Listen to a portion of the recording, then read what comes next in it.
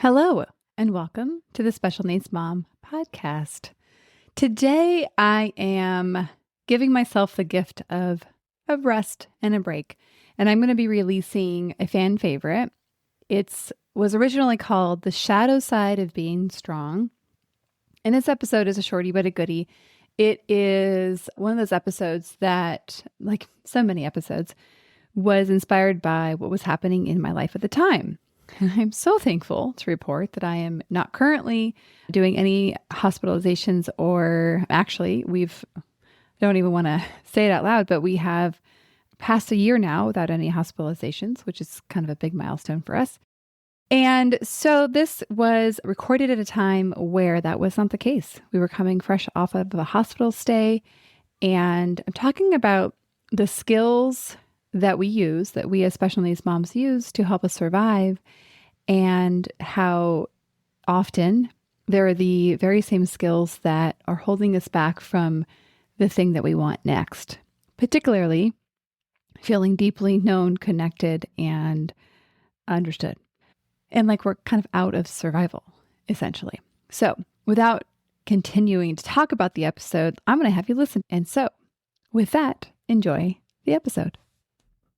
This episode's going to be a little different than most, and I grappled for a little while here with exactly what to bring to you, and I landed on bringing you my story. I guess it's more my recent story, recent journey, recent struggles, because I deeply believe that stories connect and stories heal, and it's a part of me getting to be part of this community.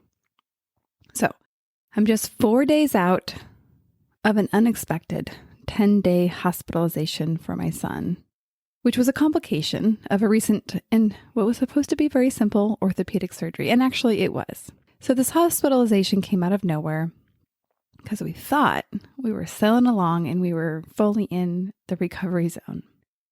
And now the zone that I'm finding myself in is what I'm calling the fallout zone. It's the fallout zone of the recent explosion of my life. I'm unraveling the impact of this unexpected and certainly unwelcome strike. I'm calling this episode The Shadow Side of Being Strong, because as I'm kind of coming back online, I'm noticing that to the degree that I had to shut off my heart and armor up to get through the stresses and the challenges of a hospitalization like that, is to the degree that I have to re-engage my heart and to pick back up my dreams and desires from where I had to basically throw them overboard, to just completely surrender them. And I'm in this coming back online phase, the fallout zone. I'm assessing the damage.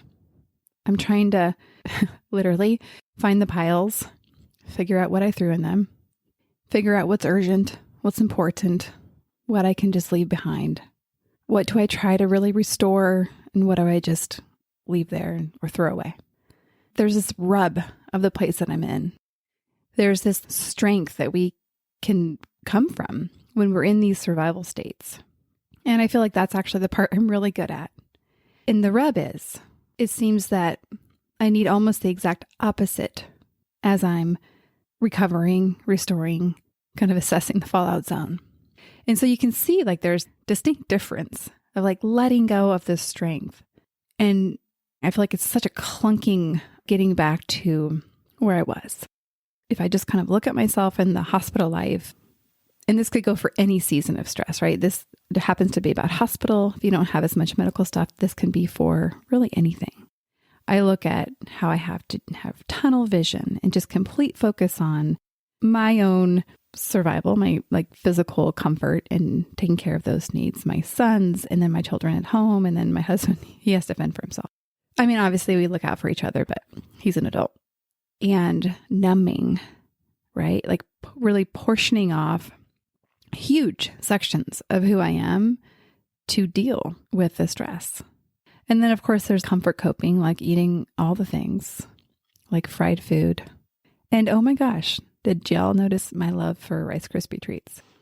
And then there's the controlling part. For me, I get in these like routines where I come home and do all the laundry because it just feels so good to have that level of organization Or when I get to the hospital room after my husband has been on shift for a while and I get to like tidy all the things. So letting go of all that, like letting go of the tunnel vision, the numbing, and this dance between surrendering that, like letting go of the things that made me feel safe to make room for what I ultimately really want, which for me, to kind of use Brene Brown's words, is to really have a wholehearted life. And you cannot have a wholehearted life from what I'm calling this strong survival mode state. It's a bummer. So with coming back to, in quotes, normal life, I'm noticing all these things that were lost in this survival stage. And it's like re-engaging all the parts that were shut off. So it can feel very overwhelming, very vulnerable, because like I said, I shut off a lot of my heart, or in other words, like feelings, to survive. And so bringing them back online feels very overwhelming and vulnerable. It feels confusing because my head's been doing a lot of work trying to figure everything out and literally planning and replanning and pivoting and like kind of figuring out, okay, if this goes here, then that goes there, as in like my kid management.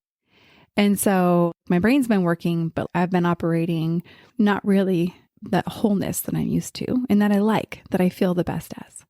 Oh, and ungrounding. I mean, do y'all know what I mean when I say ungrounded? For me, I have this experience like I'm on an elevator. It's actually hard to put words to. Like I'm on an elevator, or like the ground is like moving below me to a certain degree. It's not like feeling dizzy, but it is definitely disorienting. And this feeling sometimes is so strong that I almost like look around to other people like, did you feel that earthquake? And they don't seem to be feeling it. And I don't say anything usually. I'm like, okay, that's just me. And I learned to recognize, I don't actually even have a word for this besides ungrounded. So I have learned to recognize that this is my experience when I'm in these really, really stressful states. And it's actually interesting. I look back to my early years when I was like completely fresh into all of this and did not have any of the skills that I have today. And I had that feeling all the time. Particularly, I would have it in doctor's offices and I would try to figure out what was going on.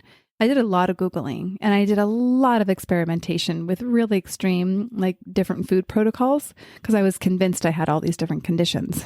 It turns out I just was really ungrounded. You guys have that feeling? I know I'm not the only one, but it's actually one of the feelings I hate the most.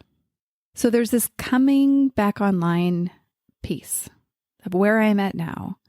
And like I mentioned earlier, I was really grappling, like, what am I going to do for this recording? Am I going to completely abort mission and just bring something out of archive or use one I've recorded for the future?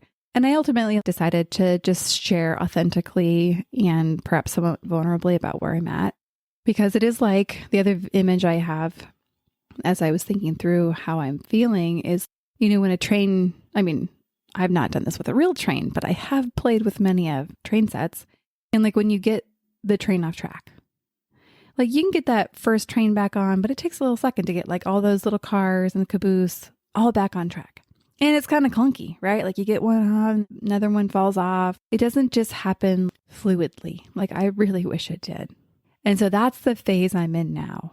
And rather than try to produce one of the episodes that I had planned for you that takes a whole different part of me that I just don't have access to right now, I'm recording this for you. I believe that stories heal and they connect. And what I want you to take, what I hope you take from this episode is knowing you're not alone. You are definitely not alone. I am not alone. Maybe that's why I'm recording this episode. Number 2, it's not a smooth ride. It is just not a smooth ride. Have y'all seen that image where healing or growth trajectory or really any kind of thing in life, we imagine it as a straight line, like from point A to point B. And what it usually looks like is like a yarn ball, a really tangled yarn ball where it's like here, squiggle, squiggle, squiggle, forwards, back, up and down, and then maybe you move forward. So that's kind of the experience I'm in right now.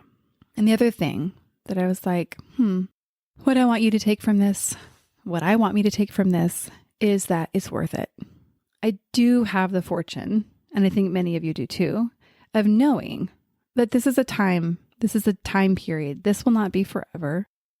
There will be a point in which the fallout has all settled, that I will feel myself again, that I'll have fixed the budget that just exploded with it, right? Because all of a sudden my income totally shifts because I'm canceling all of my work. And then of course we're going to restaurants we don't know how to cook. That time will end. So this is the shadow side. The shadow side is that there is fallout, or in other words, there is impact of having to go into survival mode. The shadow side of being strong is that we can't stay there forever. We have to let the vulnerability back in. And when we've had to step up in the way that we have, I know if you're listening, you have had to step up. It feels so fragile and disorienting to let go of the thing that helped us survive, which is that strength survival mode that I am speaking of. But that mode, what I'm going to call strong for simplicity here, is just not the thing that will allow us to thrive. I'm going to end on that note. We'll see you on the next episode.